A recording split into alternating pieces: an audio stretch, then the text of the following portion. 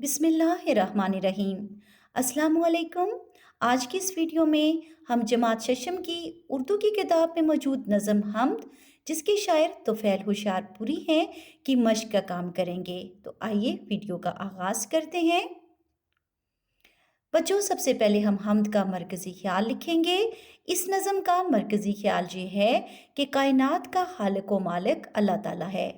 اللہ تعالیٰ نے پھولوں میں خوشبو بسائی اور چاند ستاروں کو روشنی عطا کی۔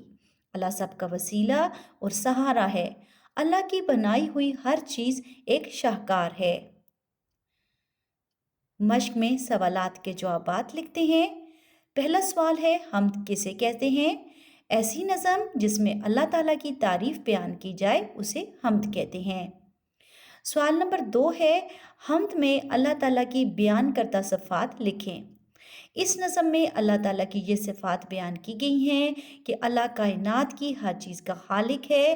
اللہ تعالیٰ نے سرسبز و شاداب چمن اور باغ بنائے اور پھولوں میں الگ الگ خوشبو بسائی۔ اللہ نے چاند، سورج، ستارے بنائے۔ اللہ سب کا سہارا اور مددگار ہے۔ پرندے بھی اللہ تعالیٰ کی حمد و ثنا کرتے ہیں۔ کائنات کی ہر چیز اس کی قدرت کا حسین شاہکار ہے۔ سوال نمبر 3 ہے، نظم میں سے ہم کافی الفاظ تلاش کریں۔ تو بچوں، ہم کافی الفاظ ہیں: لالا زاروں، مرغ زاروں، سبزہ زاروں، تاروں، سہاروں، نظاروں اور بہاروں۔ جملہ سازی کا کام کریں گے۔ پہلا جملہ ہے رنگت۔ رنگت کا آپ یہ جملہ بنا سکتے ہیں کہ اس مچھلی کی رنگت سنہری ہے، یا دھوپ میں سائیکل چلاتے ہوئے میرے چہرے کی رنگت خراب ہو گئی۔ دوسرا جملہ ہے جلوہ گر۔ جوگر سٹیج پر جلوہ گر ہوا، یا تقریب میں مہمان خصوصی کے جلوہ گر ہوتے ہی سب کھڑے ہو گئے۔ تیسرا جملہ ہے مثال۔ اللہ کی نعمتیں اپنی مثال آپ ہیں۔ آپ یہ جملہ بھی بنا سکتے ہیں، استاد نے مجھے پلوہ شاہ کے اخلاق کی مثال دی۔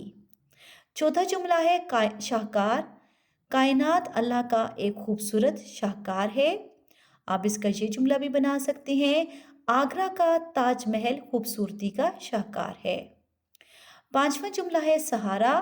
علی نے ایک بوڑھی غریب عورت کو سہارا دیا۔ آپ یہ جملہ بھی بنا سکتے ہیں، نبی پاک بے سہارا لوگوں کو سہارا دیا کرتے تھے۔ چھواں جملہ ہے وسیلہ۔ اللہ سب کا وسیلہ ہے۔ آپ یہ جملہ بھی بنا سکتے ہیں، اللہ نے نبی پاک کو ہمارے لیے ہدایت کا وسیلہ بنایا۔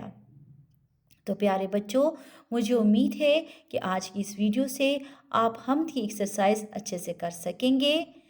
میرے چینل کو سبسکرائب کریں۔ اردو وتھ عثمیٰ۔ اللہ حافظ۔